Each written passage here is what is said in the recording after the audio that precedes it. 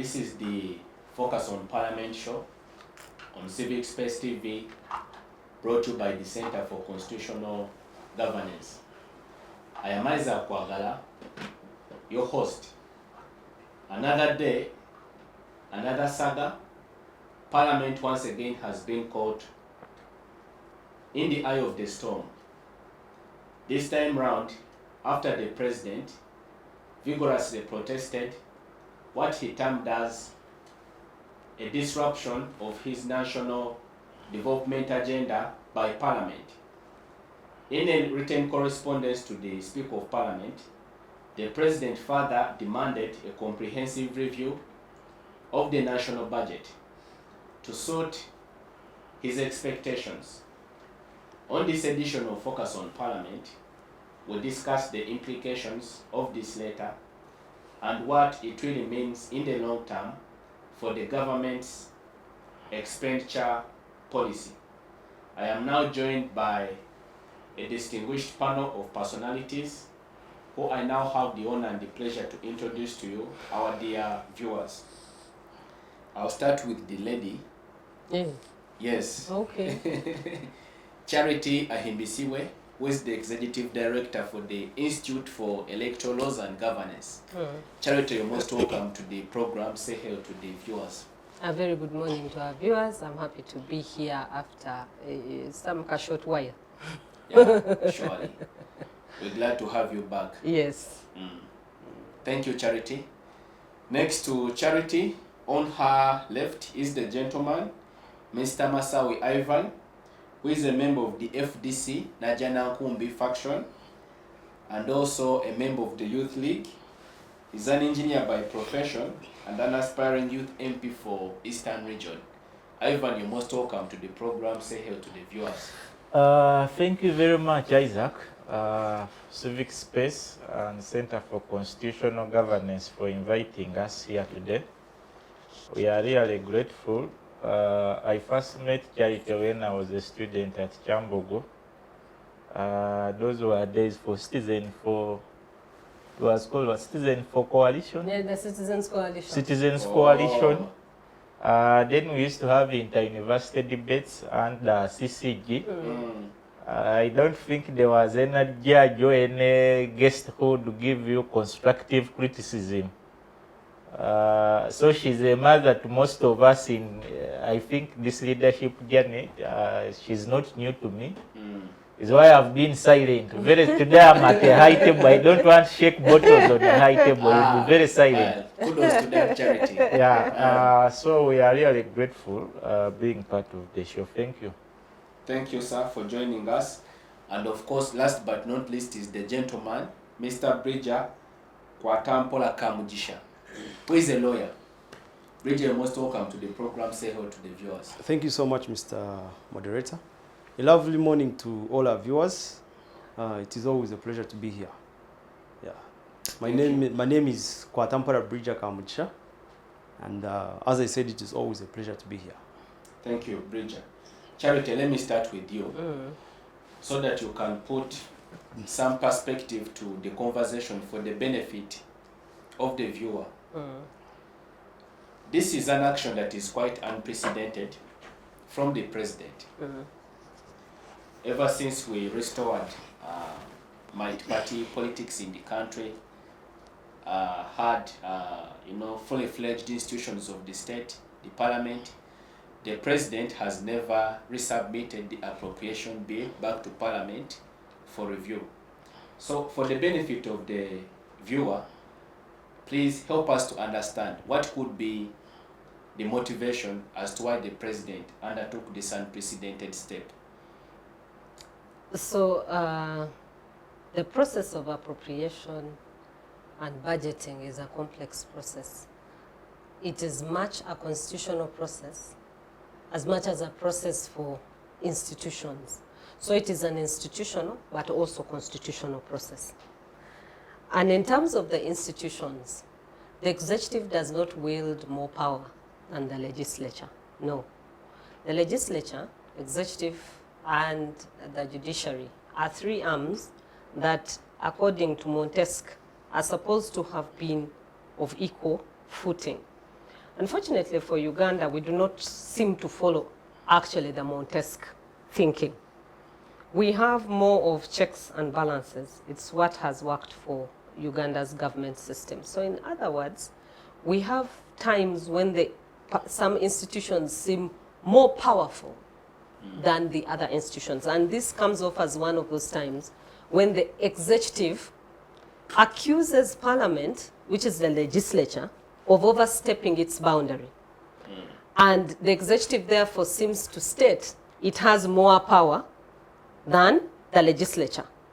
But in the ideal state of separation of powers, that should not happen.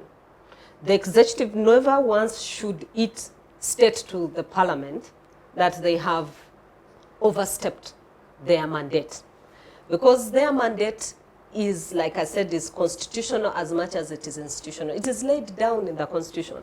So the Constitution is clear who appropriates the budget.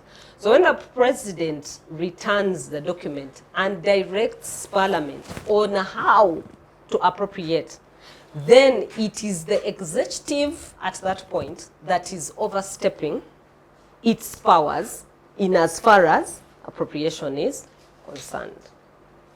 That said, it is good to think of his action in view of Article 155 and Article 156 of the 1995 Uganda Constitution.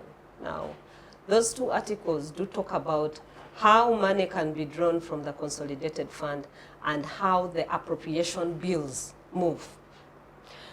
And it's also not entirely true that therefore the president wouldn't have known about the reallocation of the funds as it was done by parliament. I want to thank the parliament for the first time for the allocations they had done. Originally. Because the allocations they had done, which the president has rejected and forced them back onto his allocations as the Minister of Finance, the allocations parliament undertook seemed more people-sensitive and more people-centered than the ones that the president is vouching for. The president has his own arguments. He has argued that, number one, he needs to support road construction. He talked about the Masaka, Kampala highway. And he says, look, for a long time, road projects have been ignored, infrastructure projects. But the president has also put a lot of support for infrastructure for a very long time. But we have sub-counties, which these MPs have said, look, the headquarters of sub-counties have not been constructed, and sub-counties are closer to the people. They bring services closer to the people. If you want to run the parish development model, then you need sub-counties that are functional, that are going to enable the parish development model to work. And this now is the thinking of Parliament. And so if they pick some of that money and reapportion it to achieve the other government programs, I don't think they were being too wrong. And so when he says, one, corruption, they are a corrupt parliament. Yes, they are a corrupt parliament. That one we cannot run away from. So he has also now used it as an image on their face. So I wish they had steered clear of corruption. He wouldn't have been picking the stick to whip them with. But they are corrupt. It is known. It is not a lie. Had they not been corrupt, would have been saying, but no, they are not too corrupt. But now he has used the same thing. If you find a person who is a thief, you have known him as a village thief for a very long time, and you say he's a thief, the whole village will go like, yeah, it's actually true, he's a thief, he stole yesterday and the other day. This is what he has done. So the parliament does not have a very clean image, and they needed to have worked on that image. But that said, what they had done was better than what the president suggests. So the thieves this time seem to have had their heads on their shoulders very well, the budget committee, and I do recommend them for that. Secondly, he says they misappropriated the national priorities. Now, when we talk about national priorities, if you look at objective 10 of our national objectives in the 1995 Constitution, it says everybody will be involved, every citizen and all institutions will be involved in drawing national plans for development. So now, who is determining these priorities for the citizen and for, and for the institutions? Is it just the president alone as commander-in-chief? I don't think so. I think that the president works along with the institutions and should work in consultation with them to know what is going on. The National Development Plan is a very consultative process that involves all citizens, and they pick the views of citizens on where the priorities are. So when the president says he's giving 300 billion to ROCO construction, vis-a-vis the money that the MPs had reallocated for buying of ambulances, which one is more useful to Ugandans? yes, as a national priority Beneficial to Uganda. to Ugandans? Which one would be more beneficial to the Uganda? Would it be the ROCO construction, or would it be the ambulance for the local citizen? And so I think this is where the balance failed. The act was not balanced on his side. He needed to have sat down and also thought a bit carefully with what the MPs had done vis-a-vis what he is suggesting. Okay, ROCO construction may employ a certain number of Ugandans, but how many of them vis-a-vis the ones that use hospital facilities that the MPs were targeting and were looking at? So I think that the national priorities, he got that wrong. He accused them wrongly. They got the national priority right. Yes. Thank you, Charity. Ivan, a furious president, a timid parliament, a new appropriation bill, now act, of course, pending implementation. What do you make out of this whole saga? A person who is new in this country will be surprised, but us who have now grown here, as I told you in my introduction, who have now joined her in such spaces, more surprises are yet to come. I've never seen, for the years I've followed politics, a weak regime like this regime of 2021 up to 2024. To me, it is the weakest regime I've ever seen. The Muammar Gaddafi has a book called The Green Book. In his first 4 chapters, he discusses the instrument of governance, he discusses the party, he discusses parliament, and the 4th, he discusses classes. If you read that book, where you will discover that Museveni is at that level, where the executive is more weaker than Museveni an individual. Why would the Prime Minister, Minister of Finance, he has 4 ministers, the Minister of Finance, has 4 economic planning, state for finance, national investment, and Kasaija. The substantive. And himself as the accounting officer. And the president as the principal finance minister. Yes, reach a country into such a state. Even if you just look at the brief history of our last 3 finance ministers, from Ezra Suruma to Maria Chiwanuka to Kasaija, I think we have had a decreasing trend of how we manage the economy. When you look at the budget, big as it is, we are discussing priorities, but even the priorities in real sense, the margin is still so small. I think to them, on paper, it is 34.7 trillion, which is for development initiatives. Somewhere around 18 is for recurrent expenditure. Then the rest is to debt financing and the likes. But when you look at the quarrel, actually, if you go to discuss now the Appropriation Act 2024, which is now an act, you will be misled into discussing very tiny issues, but this is the culture. Ugandans now, we have lost a culture of doing things. We do things by accident. Because we need to believe the day this was taken back, there was a cost we faced as a country. We are paying for just something that would have been handled by the structures put in place to avoid the issues that will create more expenditure in terms of passing bills. Because the process of making a bill are very clear. He was in charge of drafting that constitution in 1995. He has been in that house from 1996 to 94. really, the mistakes we are still making as a country don't equate to the progress we should have made from 1962. So, just like she has explained, most of the rope, Parliament today is so weak, not than the executive, but than Mr. Museveni, an individual.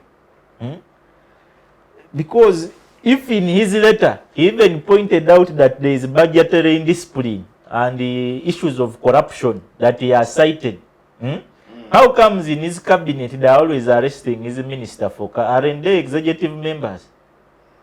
No, let's look, only this time we go away with the Kenyas, the Jim Muhwezis, we only look in the last 3 years. How many ministers have slept in Luzira who are executive, who sit in cabinet? So, I think it pushes us to how far we have gone with our degeneration of values and characters. Because issues of financing and accounts are principles. When you're studying, there are principles of accounts, principles of economics. They are not like us who do politics. You can talk about anything and handle it the way you want. The result will be. But the implication of always moving from a financial year to another and you're still carrying backlog. We have a very big house with a very big expenditure on administration, which is around 7 trillion, actually 7.4 trillion on administration. But even with those many leaders, we still fail to do things in time, including Museveni himself is part of the leaders we have and we pay as Ugandans. But including those many leaders, we still fail to do things in the right timing and in the most cheap way.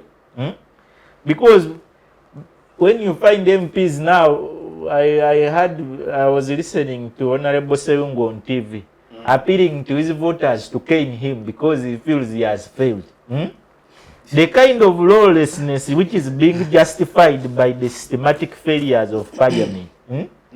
It's not some, maybe if you want to benefit from it for political gain, you can, but it shows a lot of unseriousness in our growth as a country. Where at this level, I think some of us who have not been very keen with the budgeting process, this caught our eye that there are a lot of things that had never happened before, especially this. But given now, these days, Uganda has become, I don't know which club, finance club, that all they talk about is money, but in reality you won't feel it, you won't, because even really how will an MP explain that part of his role is appropriation in Parliament? But he appropriated to Roko, but he has no road. How will Numbers, for example, in Mukono who has no roads lately, tell the people in Mukono so that you are an MP in Nasana, but you have people on the street, no houses, they have been, but they are in the budget, in the budgeting process, you as an MP now, you have to do all scandalous means to get what your people sent you to put on a budget paper. So in a minute, who do you think of these two principal stakeholders, the president and parliament, should shoulder the blame for this mess in the budgeting process? You know, if you were in a honest country, you would give a honest opinion. But in Uganda, even Museveni exists in parliament. It's not that he's not there. You saw photos 3 weeks ago of the Speaker and the Chief Justice saying that from discussing the budget, right? That is how low this country has been reduced. The Chief Justice also goes to meet the President to discuss his budget. The Speaker was also there, and they even posted themselves there from discussing what?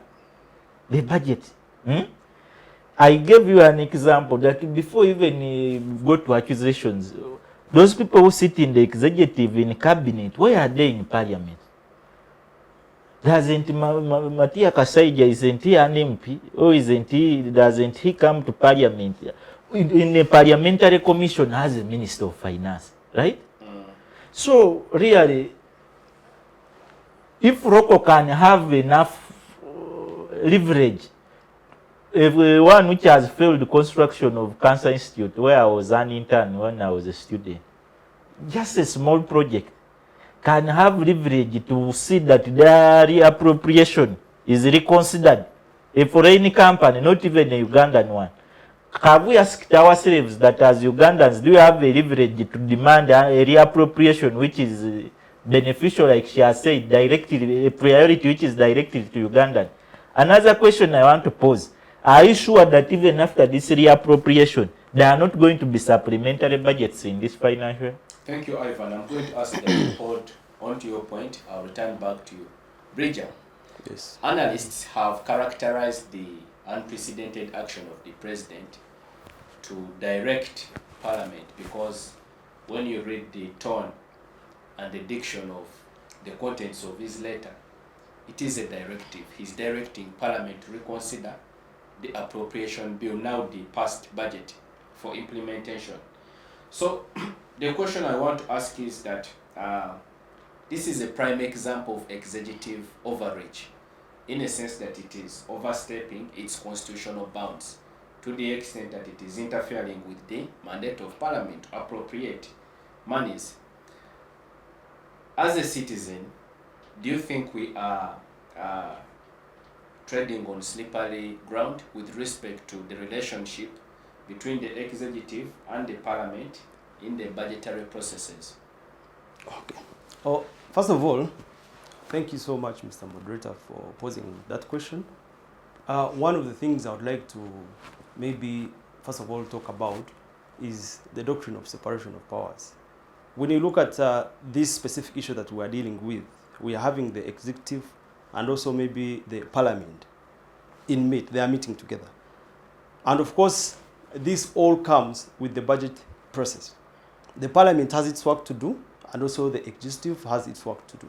When you look at the process to take when you're passing this budget, one, there is a budget proposal, and that is from the executive, that is from the Minister of Finance. And that budget proposal is strictly sent to Parliament for analyzation. So when the Parliament receives the budget, it analyzes, and that is why you find the sectoral committees. Now, these different sectoral committees deal with the budget, they make amendments, they do whatever it takes to make sure that before the budget is passed, it is passed in a correct manner, and the amendments have been dealt with, and etc. So after that process, then there is a vote that is taken by the members of parliament. So after the members of parliament maybe have agreed to the budget, then with the amendments and etc. But even before, the executive should come, the Minister of Finance and the other committees should come, and maybe in case they do not agree with what Parliament has actually passed, or the amendments the Parliament has made, they should come in to say no. And then it goes back and like that and like that. But when it is agreed upon, then that's when we go to the last stage of it, which is the appropriation bill. And that is when the appropriation bill is sent to the president for assent. Now, in this case, everything is in the hands of the president. So whatever the president needs in that stage is what he does. If he sees that whatever has been written in this bill, the bill is like a spending bill for the it is like a spending bill for the government. And in this case, a spending bill, and in this case, the president, remember, the president carries the mandate of the people. This is the president who was voted by people. And of course, they have given the president their mandate, and of course what they desire as people. He went on, he looked for the elections, he went to Uganda, made an election process like that, and they sent him. So of course the budget, the president is like the boss. So when the appropriation bill reaches him, so he has a big say on it. So if you find out that whatever the bill is saying is in his favor, it is favoring him and what the voters were saying, because for him he was talking about things concerning to have a national picture in whatever the MPs are going to be doing. In other words, that you're not supposed to decide if it is not putting the national priorities at place. So for him, if he sees that the national priorities are not put at heart, are not put in place, then he does not assent. And of course what he did. Because for him, in his say, he says that that for him what he saw or what was amended by the MPs, it is like they were not putting the national priorities at heart. And so that is why he had to send back the bill, and they had to put whatever he was asking for or whatever he was requesting or whatever directives he made so they can be put, and then the bill is acceded to, and of which he did. But in my opinion, I think the implication of it is that Parliament at this point is undermined. And of course, members of Parliament who represent a given number of constituencies and districts in Uganda, these people have a role to play while in Parliament. And of course, when it comes to the budget, they have what they promised their people. This one promised I'm going to make for your road. This one promised I'm going to make for your dam. This one promised I'm going to make sure this school is constructed and etc. A bridge and this and this. So when you water down whatever they have actually brought to table as a president, because you're doing this because it is you who has the final say. It is surely bad because these people represent people, and you as even the president, these are branches that you step on to go on top. These are the MPs. These are for example, the ruling party, the NRMPs. You find that President Museveni is saying that you people, you vote for this MP. If you don't vote for him, then things will not reach you. Water will not reach you. And these are things the MPs are doing. They are trying to put these things in the budget so that they can reach the people. But now, when you tell me that the president is actually watering them down and he's saying that this I'm not going to allow, yet it is actually serving the national purpose. And of course, it is serving the national priorities. Because when you bring in water, when you bring in schools, when you bring in education, these things are serving the national priorities. So when you tell me that giving money to Rocco is a national priority, then I think that you're wrong. Because such companies, these companies went into their downfall. They are at their deathbed right now. They went into their downfall because of directors mishandling the funds and use of the company. Last year, Rocco was given there was a supplementary budget that was passed, and Rocco was given over 600 billion. So right now they are giving it 300 billion. This same money should be the same money that is used to construct the roads, to construct the hospitals, to hope on schools and etc. and other things that are affecting the district. So when you get such amounts of money, big amounts of money, and you're giving it a company that is on its deathbed, then I think it is a wrong decision. Out of which is a private company. A private company can always look for ways of raising its own capital through debt financing, equity financing, getting bank loans, and etc. But now, when the government starts doing such kind of hula baloo, getting such private companies, these other private companies are also going to come up and say that now we are also going to go into this and this. We are going to die off. Please, government, bail us, and this and this. And you're leaving the priorities of the nation. You're leaving them aside. You're not financing them, and you're financing such. So I think it was wrong, and it is wrong, or maybe to finance things that do not concern Ugandans at heart, and leaving things that affect the man down there, the hospitals, the schools, and etc. So in regards to what you are actually asking, I think there is a bit of undermining the doctrine of separation of powers. In regards, when the president who's under the executive comes in and says that this is the parliament, I am making my decision. Yes, parliament, do what you have to do, but I am making my decision. Yes, you do what you're supposed to do, but if you do it when it reaches up there, I'm going to rubbish it. So the parliament will lose faith, and at the end of the day, it will weaken. They will always pass this, they will always bring the budget proposals, take to parliament, do the same process, and people just sign off and say, let it go. If not, because if we even go ahead and try to make amendments, still the president, if he's not in the president's favor, then he's going to rubbish itself. So it is going to undermine the powers of parliament, and it is going to weaken the parliament. That is one of the implications that is going to bring, and hence undermining the doctrine of separation of powers. Yet these organs are supposed to be independent and supporting each other. So that's what I can say now. Charity, the president in his letter accused Parliament of sabotaging his national development agenda. He says that the focus should be on infrastructure development, things that have some sort of national outlook. But when you scrutinize the areas that the MPs have reallocated funds to, they are donating monies to private companies, for example, Local. And Local is notorious for asking for bailouts from the national budget, from the consolidated fund. If it's not a supplementary, it is in the budget, like this time. So it begs the question, is the president really being sincere in his promises, in his expressions that he is concerned about the national development trajectory of the country? Yet at the same time, he has the audacity to donate these huge sums of money to private entities.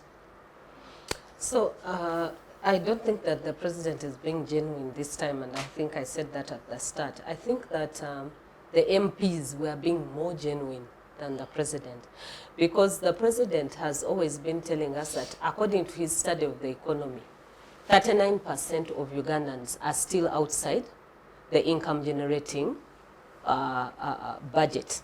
And he says he needs them coming into the money economy. He wants 39% of Ugandans coming from subsistence farming to the money economy, so that we have more people who have disposable income readily available for them to spend money, but also to cause the economy to spur. Because if you have money, you can create businesses, engage other people. But if you're poor, which is what he says they are outside the money economy, then you can hardly do anything for yourself and for those around you, and eventually you affect the economy.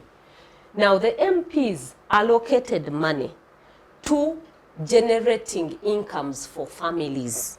So who was more direct to the issues that affect those in the income bracket outside, those who are not in the income bracket? When he's talking about the economy, the president will come and say, no.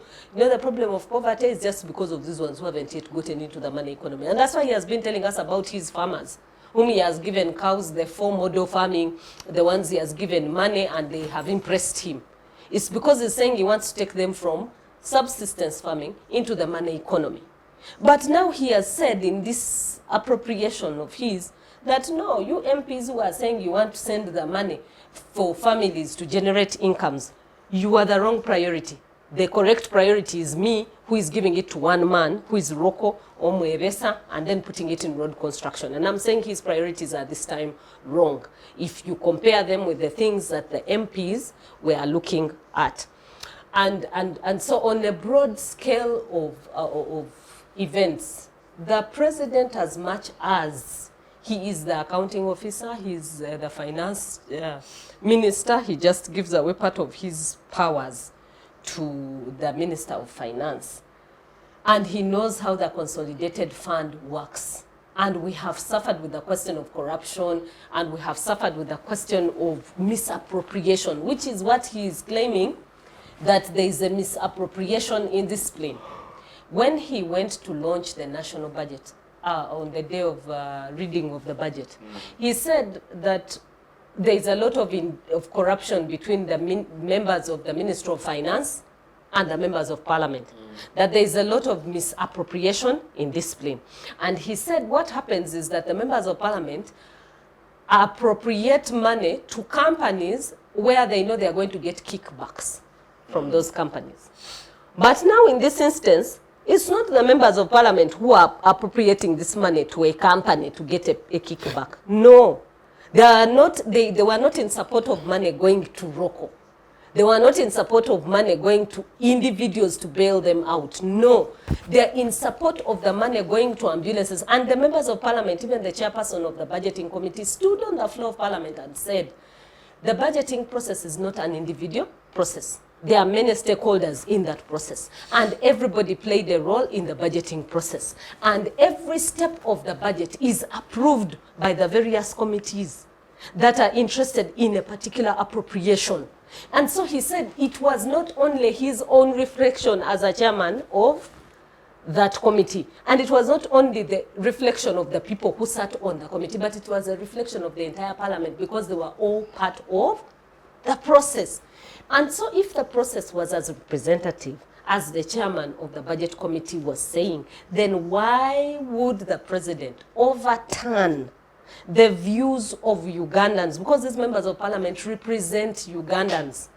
They were elected by Ugandans, and they're the representatives of the people. They're the representatives of the views of the people in parliament. So if the people are feeling that money should go to ambulances, money should go to helping citizens generate incomes in their families, money should instead go into the construction of sub-county headquarters such that the sub-counties send money closer to them through the parish development model, then the president sitting as a loner and saying it is against the national priorities, he is against the people. That is what his decision on this one looked like. If it was a thing like the dams, there are times when, there's a time in the past when the president came and said, no, Parliament has been sabotaging the money I allocate to the generation of electricity. And the reason why I want clean energy is because I want more industries functioning. And he gave his reasons why he wanted these dams constructed. But we still have very many dysfunctional dams where a lot of money was sunk and then they were left halfway and they are still not exporting power. They are there. The Simba, whatever dams, all these dams are there. But the money has not been recovered by the government. Even the citizens don't see it. But if you put the money to the citizens, they are able to create businesses and you're able to tax more of them. Then you have more money in the consolidated fund. Can you then go and sink it in these dams? Can you then go and sink it in the infrastructure, the road infrastructure? I think that is possible. And I think that is where the developed nations are, that they increase the tax base, tax more people, get money into the consolidated fund, and then put it into other priorities where people can benefit from. But as long as you have people who are poor, you are taxing just a small group of people who are overtaxed and they feel like we can't give anything more, then what are you doing? So I think in this instance, if I look squarely at what Parliament had done and then what the President has ordered them to reverse and told them, look, the mandate of the executive is higher than that of Parliament. You've overstepped your boundaries. That was his letter. He said they overstepped their boundaries, which I also don't think is true. Parliament did not overstep its boundaries. When it comes to appropriation, when it comes to budgeting, it can't have overstepped its boundaries. I think that the executive needed to have checked a bit of its own boundaries. Thank you, Charity. Focus on Parliament now takes a short break. When we return from the break, we continue the discussion on the implications of the contents of the President's letter regarding the budgeting process. Digital rights are those human rights and legal rights that allow individuals to access, use, create and publish digital media or to access and use computers, other electronic devices and telecommunication networks. Digital rights include a right to freedom of expression, information and communication through technology, a right to privacy and data protection, a right to credit for personal works, a right to universal and equal digital access, a right to identity, a right to anonymity, a right to be forgotten, and a right for protection of minors, among others. The state's digital rights are frequently violated through various unfair actions, for example, blockage of websites and social networks, theft of credentials, unauthorized use of people's data for personal gain, privacy intrusion, online censorship, arrests and intimidation of online users, internet blockages, and the proliferation of laws and regulations that undermine the potential of technology to drive social, economic, and political development worldwide. It is hence every citizen's responsibility to respect rights of other digital users and to speak out or report to the responsible parties when one's rights are violated. Welcome back. In this segment of the Focus on Parliament, we continue the examination of the contents of the President's letter with respect to the objection regarding the appropriation bill, now which has been assented to and transformed into the new budget for the financial year 2024-2025. Ivan, I am going to ask that you make an assessment of the priorities, even in the main budget itself. Thank you very much. Before I even reach there, just like Charity has explained, in a country which has a budget of 72 0.136 trillion. Then you find an appropriation of 750 billion. Is becoming a very serious issue in a country. It is not even 1.5% of the national budget. Actually, if President Museveni and the NRM government were a business, people would wonder what are they fighting for. Have you needed all this time a country which annually loses 20 trillion shillings to corruption, right? Is fighting over 750 billion. It means the real reflection of their intentions should be questioned, right? When you're Ugandan, really it is hard because I think the deep state has gone 2 steps behind the real Ugandan. Because really, if Adam Smith has a book called The Wealth of Nations. In his address to national productivity, especially during capital budgeting, if you carry Uganda's case scenario that we are in, on paper that a country took 2 weeks discussing an appropriation of 750 billion, but its wastages and losses, or even an expenditure on State House, is higher than the 750 billion. Is why before I left you in my first segment, I posed the question: don't you expect supplementary budgets even within the new financial year that is going to be running? Won't you see Roko again being represented for a supplementary by Musasi's and group? Yes? The real budget, which I think what has mostly annoyed us as Ugandans, is that even when the priorities are too few in the national budget, what has remained is also being grabbed. There is nothing that has caused us such a discussion, right? Already on production, the budget is still very low. Most of our budget is expending.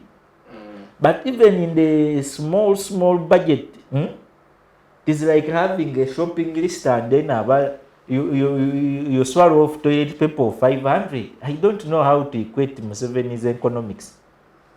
Because it is really hard to explain and then you look sensible that you've explained the economics. The margins of waste, because human capital development should be built. Planning was there. Is why I told you that when you see such a direct face between a president and parliament, it shows in between there is only one man.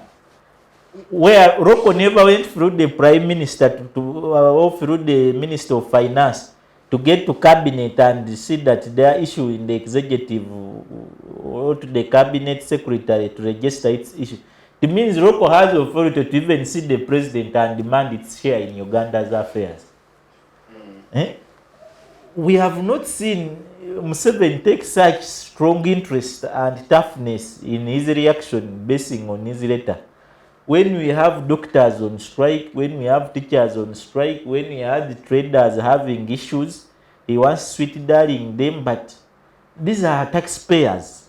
You need to create for them an environment that is enabling so that you meet your budgetary targets. We have not seen him address the issues of the agencies which are collapsing, since private companies like Roku now has a budget which is better than a national agency like maybe National Medical Stores, right? I think it exposed him. You know what always throws strong leaders who have ruled for a longer period of time are not big things. I don't think what caused Gaddafi a problem was his love for Uganda. Gaddafi had reached a point where he knew everything is safe. By the time he would come in Uganda, have a wife in Uganda, sleep around when it is time for doing serious work in Libya. He had addressed the issue of his stature back home. His economics was a little better than us because Libya's production in oil and the likes was quite well, with banks investing in foreign banks, Tropical Bank and the likes all over Africa. So at least he had a better financial plan. But really, first, when you look at the story itself, you wonder how a president you can be demeaned to go and begin having such. And I know it is a right. I know there is no little money because it is. We give him the mandate. He promised to secure our future. He aligned the fishermen, like he called them, and they are at work. But really, is why I've told you, in a budget of 72 trillion, 1.36, when you fight for 750 billion reappropriation, it shows there is really. It shows maybe the entire money is for debt financing. We have no money really, in reality maybe.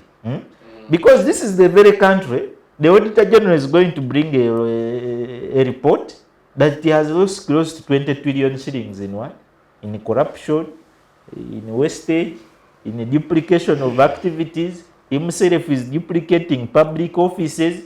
So coming here and then maybe you want sweet daddy Uganda and that, this budget, your priorities are big. Even when we go to the first budget, which had a corrigenda that was increased by 14 trillion shillings, and then you push it to the population. You know, I think the biggest challenge they are getting in their budgeting is they do it, but they don't push it to the population.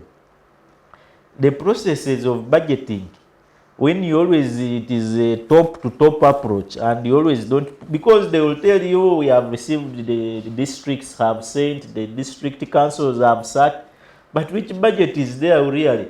Where in a country with 146 districts, local governments have 61 billion shillings, but parliament, which has 527 MPs, has 124 billion shillings in a budget.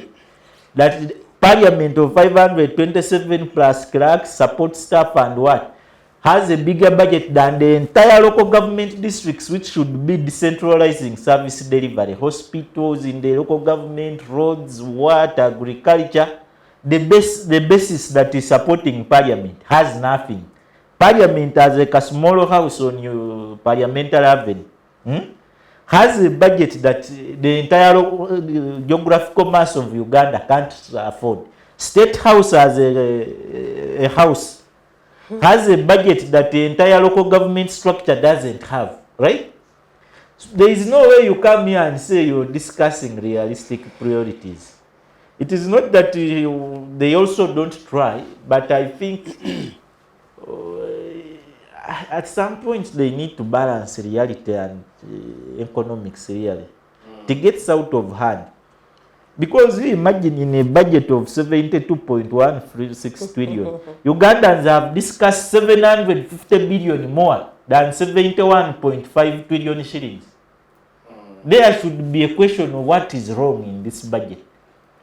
We shall not be surprised to wake up and this is not a parliamentary exhibition, but a budget exhibition.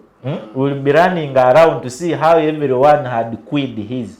That whatever Kasaija came with his team to present around, because you even saw Museveni's speech in the budget at Kololo. He has no interest or what. Our performance index is this. Our achievements and targets as the NRM in our manifesto have not reached this, and we are addressing this and this.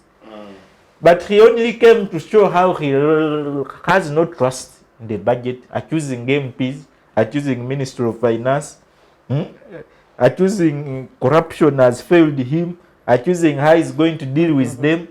Now, he would at least get ashamed for his age, that not even a month later he's fighting for 750 billion, yet he never had even hope and trust in the budget they presented to him.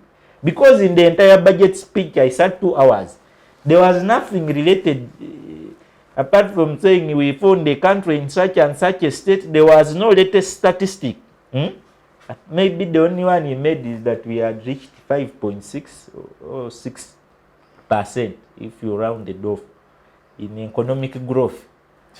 I don't know someone who is, you know, economics. Economics is just like hunger. You feel it, right? If you're rich, you feel it. You don't just say I'm rich because I have money I'm expecting. Issues of the budgeting are felt.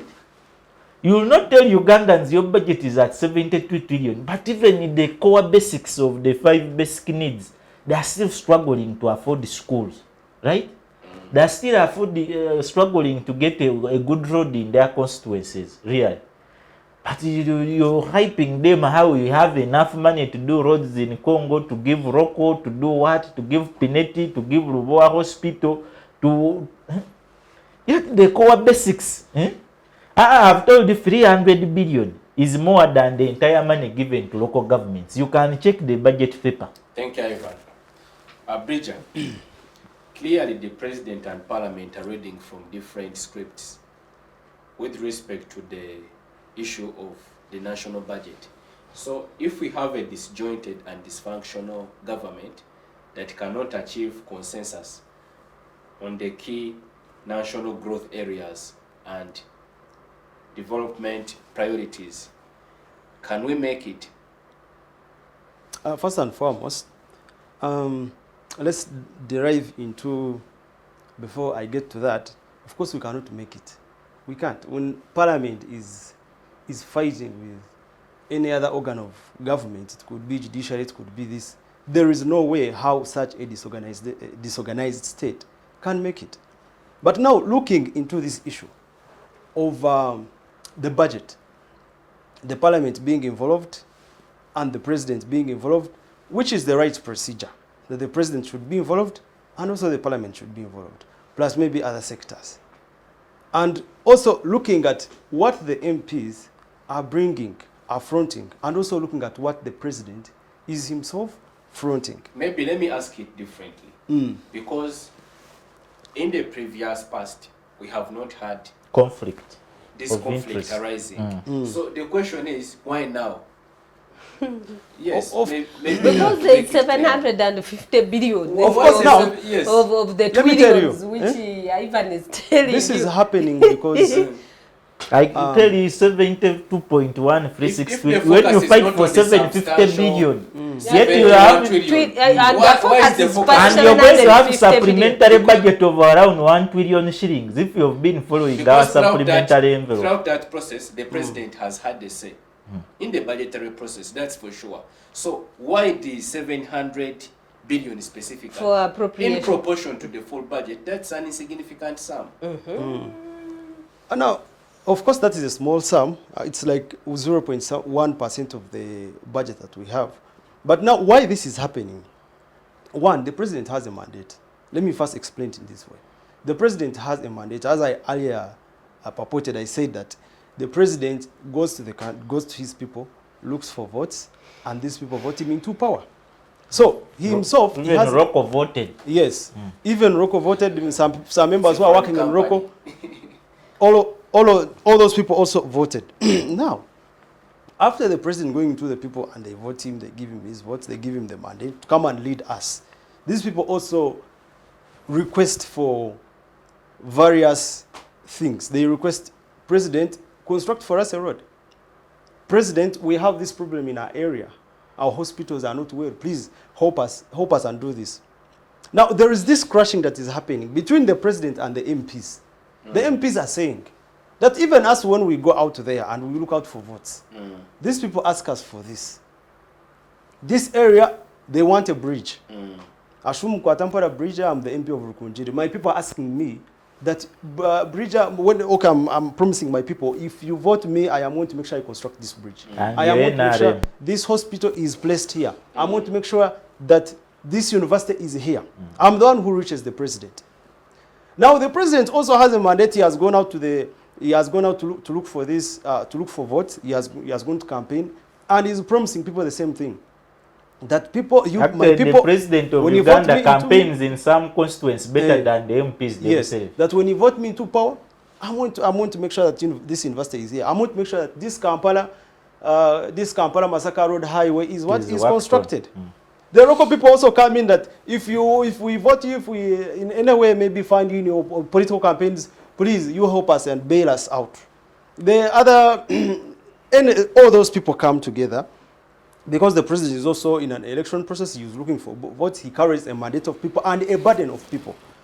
So now, when the two crash, the MP the MPs have their own people who they have their own constituencies, and they actually have their own people who are demanding stuff from them, of which this is the stuff they promised. The president also has the same mandate. So when the two crash, this is where now the problem comes in.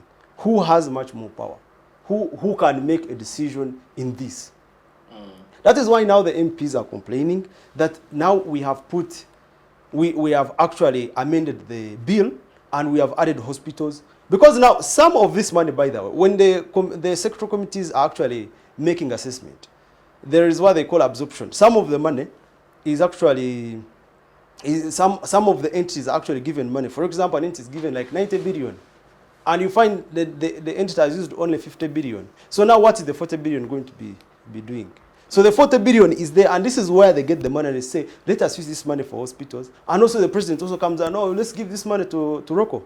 Because for him, he's aiming at a national picture. But for me, the way I see, the crushing of the two cannot yield anything. Only that the person who is stronger and maybe has much power, who is the president, who is the owner of this budget, is the one to make the final decision. So I see, I just see that sometimes when these institutions don't actually come together and make a decision, then it's surely a havoc for the country.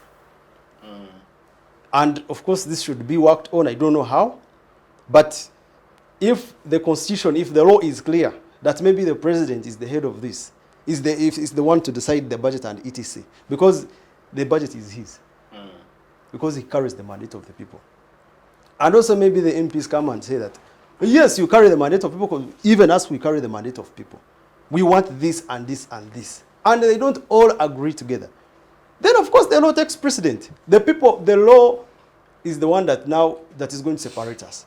But in this case, the law favors the president. And of course, answering your question, I think the law has to come in. And when the law comes in, now it separates the two giants.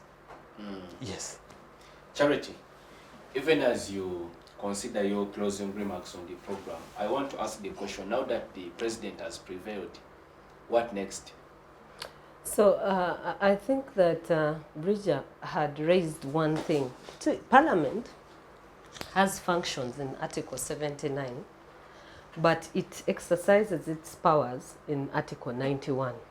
And I want us to run those powers down properly to see if actually they overstepped their mandate or they are within their mandate. Because the president is saying you overstepped your mandate.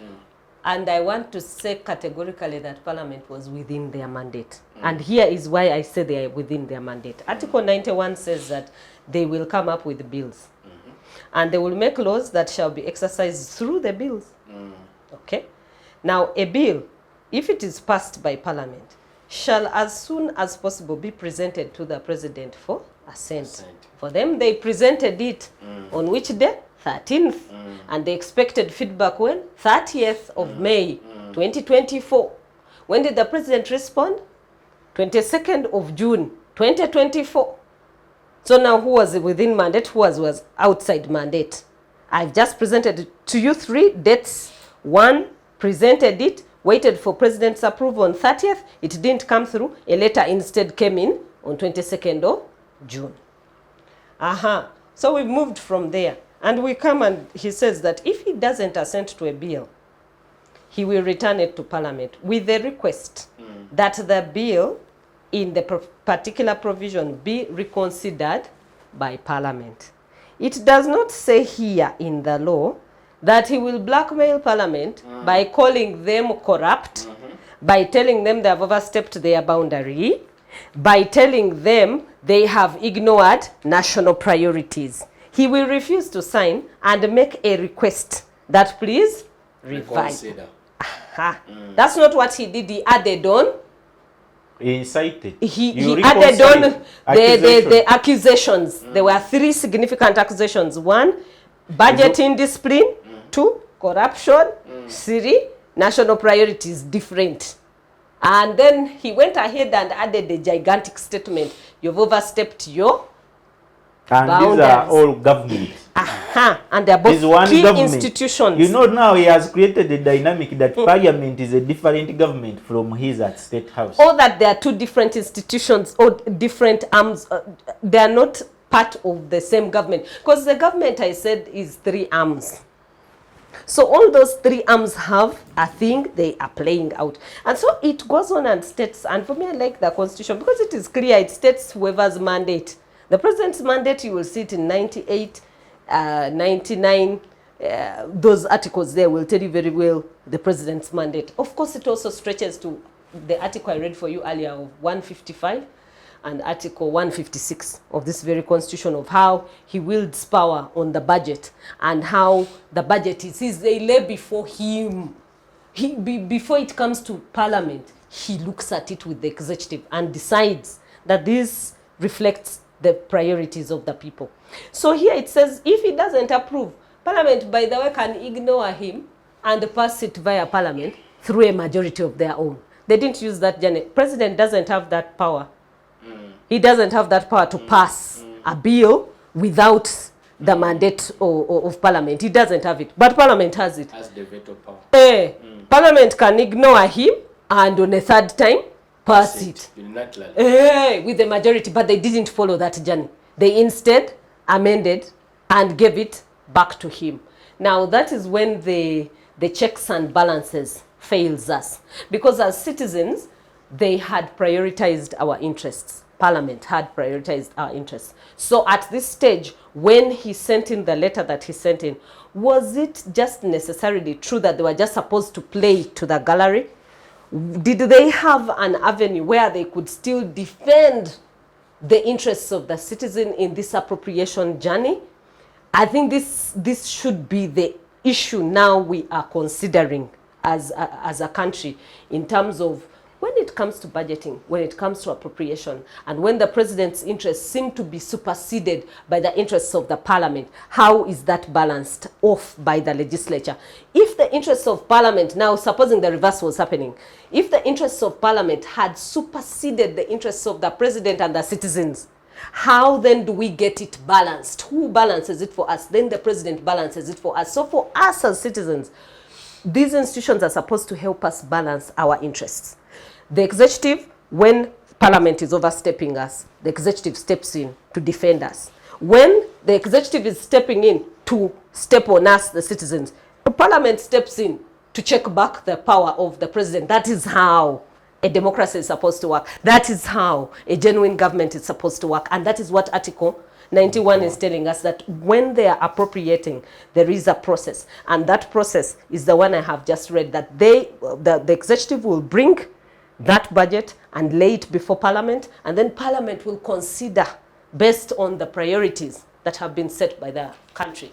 That said, Afrobarometer has released a report where they spoke to ordinary citizens and they asked them, what are your priorities? Now that the president has raised the question of national priorities, they asked citizens, what are your priorities? The citizens named the following: education, they named health, they named infrastructure, they named money for the economy. And in that order, meanwhile, they started with health, they put education next, then they put the infrastructure, and then they put the economy, which was money.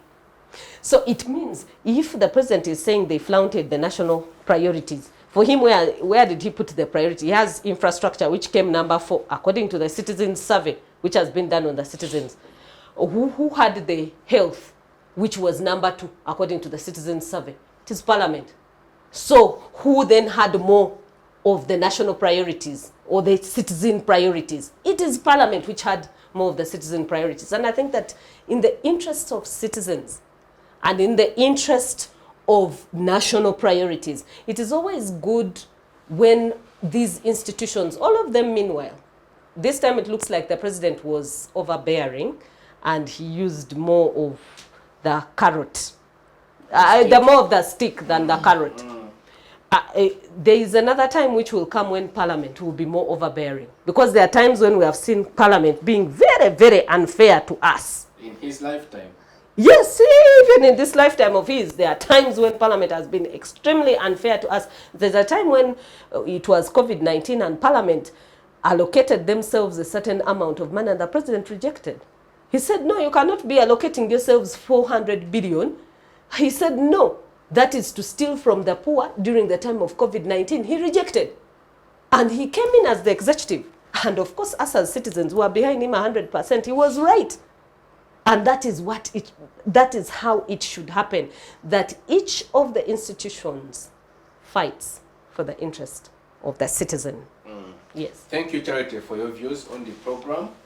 Ivan, share your closing remarks. Really, I think if you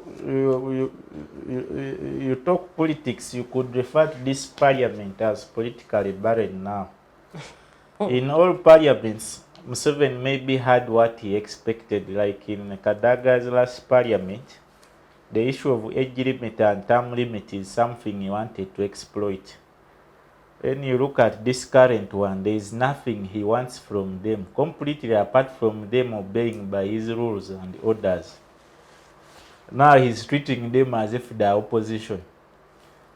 Because really, by the time you have to write to a sister agency or arm of government, where you know there are institutions like CID, IGG, and who should prove guilt. Even himself, he has State House anti-corruption units. And even for purposes of respect of institutions, we know they are dead. It's not that we are pretending. We know they are not there. Mr. Museveni, an individual, is more stronger than the office of the president. We know all this. But at least for purposes of giving us a good image, there are certain things because we do respect these MPs, are our relatives, our brothers, they are our sisters. But when you go on them, even when they are corrupt, right, they are still from us. Like whenever a president, you choose certain approaches of handling things, you compromise the political culture that is being developed. Values are very key in a political environment. Whether corrupt, whether thieves, whether the gunmen, at least there should be values of respect even when you sin at night. Right? But is why my question of interest was always, in 72 trillion, someone fights for 750 billion. Really, what is this drop in an ocean, which is so sweet than the other big portion that has remained the other side? But also the approach of his letters. I've told him he no longer needs anything from parliament.